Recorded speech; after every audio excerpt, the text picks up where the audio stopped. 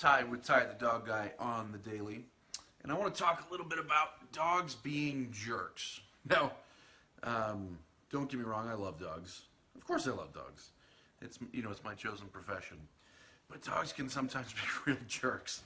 But that's obviously through our perspective, and let me tell you what I'm talking about. So, I was talking with a client today, and she was talking about how she had 3 dogs. One of them got sick and passed away. But when it got sick, it was sick for a bit. I think it had cancer or something like that. When that happened, one of the other dogs started picking on it, and would just, be mean and kind of go after it a little bit and things like that. And my response was like, yeah, sometimes dogs can be jerks. But it got me thinking of, lots of different scenarios like that I've seen over the years. And I kind of wanted to lay those out and hopefully give perspective into just what it is that's living inside your home. I remember my first experience with dogs, in a training type, scenario, was when I was growing up working for another dog trainer. And this dog trainer, he bred Rottweilers. And so I don't remember how many Rottweilers he had at the house, but let's say 10. He had a bunch of Rottweilers. And then there was this this lone mutt, that had somehow entered the family here. So there's 10 Rottweilers and this other mutt. And if ever there was an issue out in the play yard, it would be that, the Rottweilers were ganging up on this mutt.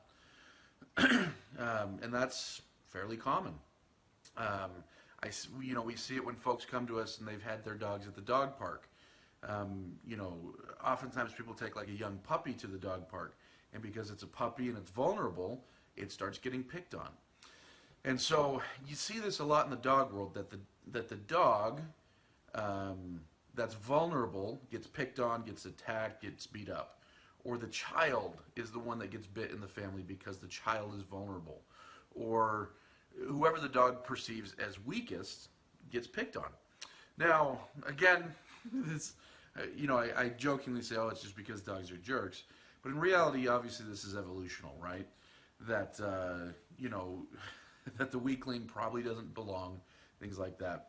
Now, we as humans have evolved beyond that, ideally, for the most part, and that, we again, ideally, attempt to protect the weak amongst us, and oftentimes, we see weak and we see vulnerable, and we want to help and we want to protect and we want to, things like that, even if it's not members of our family, even if it's, strangers or things like that. And that's not necessarily something that dogs possess. Now, dogs possess an enormous amount of wonderful traits, but it's important to understand what's living in your home. And what's living in your home is an animal. An animal that, like I say, has, who knows how many years of evolution behind it. An animal that has lots of natural instincts dealing with fight, flight, prey. An animal that's a prey-based animal. That's a predator. And so predators don't have the same value systems that we humans have. In some ways, that's a good thing. Some ways their value systems could arguably be called better. But in other ways, their value systems, through our perspective, kind of suck.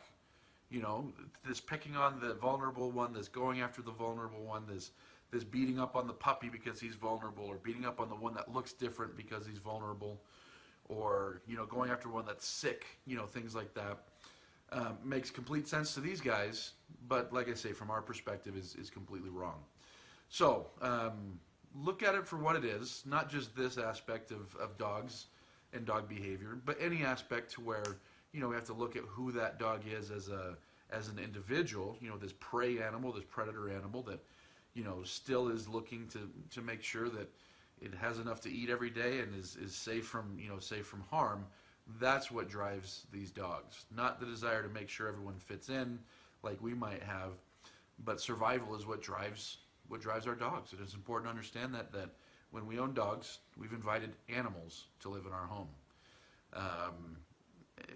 And it's important to understand that in the training, because we can't train them as if they were little furry people. with the same value systems because they don't share those same value systems. It's important to understand them for who they are and communicate on levels that they understand.